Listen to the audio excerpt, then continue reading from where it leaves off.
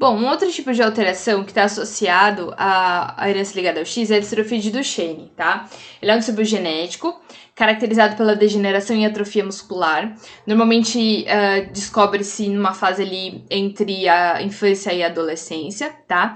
Os indivíduos normais, eles têm esse genótipo aqui, né? XDUY.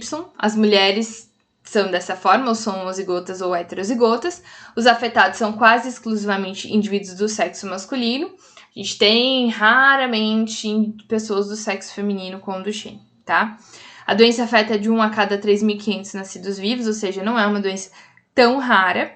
A chance de existir mulher afetada é praticamente nula. Isso ocorre devido à manifestação precoce da doença dos indivíduos, que podem não chegar à fase reprodutiva, não passando o alelo adiante. Então, assim, é uma doença muito complicada, porque essa atrofia muscular, ela pode afetar o diafragma e na hora da respiração a criança ter uma parada respiratória e morrer. Então, normalmente os indivíduos com Duchenne, eles não chegam nem à fase reprodutiva, tá? Que dirá casar e ter filho, tá? A doença se manifesta dos 3 aos 7 anos de idade, acarretando fraqueza muscular progressiva e degeneração grave. Aqui tá falando de 3 a 7, mas os casos que a gente tem visto normalmente são um pouco, assim, ele começa de 3 a 7, porque é a fase onde a criança tá andando, mas o diagnóstico ele vem só muito mais tarde, tá? Porque as pessoas acham que a criança tá andando daquele jeito, depois ele arruma o passo e tal, e não é assim, tá? A invalidez se estabelece e o indivíduo fica confinado a uma cadeira de rodas, geralmente a expectativa de vida não ultrapassa a adolescência, então é uma doença bem grave. Agora, nós temos também heranças que são restritas ao sexo, né? Então, na espécie humana, a gente tem poucos genes localizados na região específica do cromossomo Y, e eles são herdados exclusivamente pelos homens, e são chamados de genes holândricos, então são passados de homens para homens, para homens, para homens, não passam por mulheres porque é no cromossomo Y. A herança relacionada a esses genes é exclusiva do sexo masculino. Dentre eles se destaca o gene SRY, que atua como indutor da determinação sexual masculina. O produto do SRY é determinante na formação dos testículos. Ou seja, quando eu falo de herança, eu não estou falando só de doença, estou falando de características que são determinadas. Então, quando o pai passa o Y para o filho, ele está passando junto um gene que dá determinação sexual masculina. Então, formação de testículos, formação do órgão reprodutor masculino, produção de testosterona, tá? Então, tudo tem a ver com isso aí. Bom, no início do desenvolvimento, os embriões masculinos e femininos, eles são idênticos, tá vendo? A estrutura masculina e feminina são idênticos. Logo após a ativação do gene SRY, então no caso aqui dos homens, a gente vai ter, então, uma diferenciação, tá? Então vai formar, ao invés de formar ovários, né, e o útero, vai formar os testículos, o pênis, etc, tá? Então, é a partir desse momento. Por isso que fala que o sexo ele é indeterminado no início do desenvolvimento. Não dá pra você fazer uma ultrassom e descobrir antes de começar a diferenciação, esse processo de diferenciação. Existem formas de você descobrir através de exames genéticos do sangue da mãe, pra ver se tem um Y circulando lá, que não é dela, né, obviamente. Então, aí dá pra você saber que é menino. Mas, fora isso, a certeza mesmo vai vir nessa fase aqui, onde vai se separar, né, onde vai formar as duas gônadas.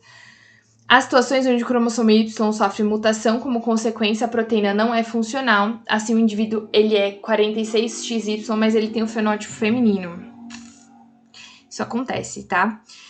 O que determina se é homem ou mulher não é o cromossomo Y inteiro, é esse gene SRY principalmente.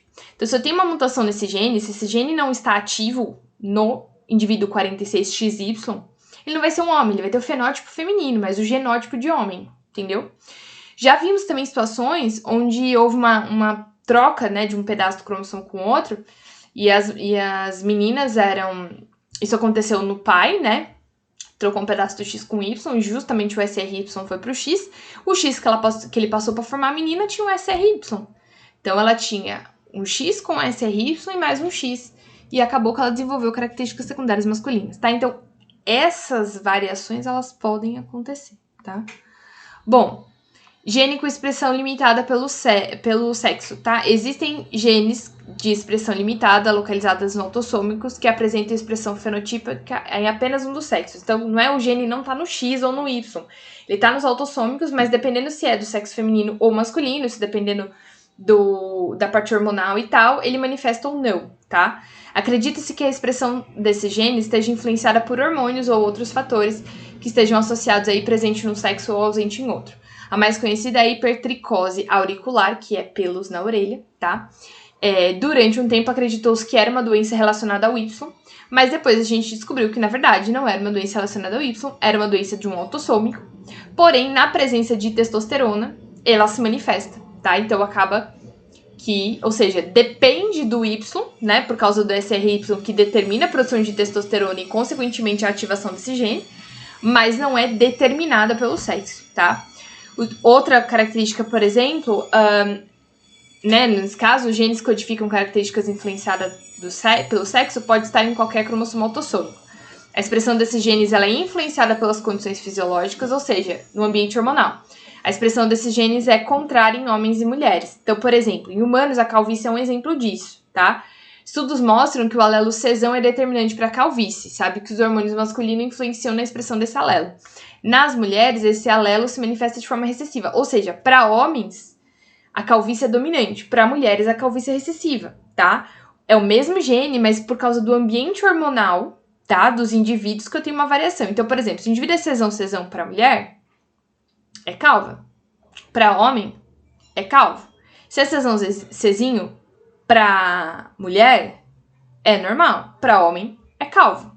Se é Czinho para mulher, normal. Para o homem, normal. Tudo bem? Então, a mulher tem mais chance de ser normal e não ter calvície do que o homem, tá bom? Então, essa variação aqui, ela acontece mesmo sendo um cromossomo autossômico, ele acaba sendo influenciado por fatores sexuais, tá? Bom, gente, era isso. Eu sei que vai ter várias dúvidas, mas nós tiramos elas na live. E a partir de agora eu peço que vocês façam a atividade do capítulo 5 do livro 2 de Biologia 1, da página 33 e 35, do 2 ao 5. Coloquem todas as dúvidas e comentários no fórum. Nos vemos na live para maior esclarecimento sobre a matéria.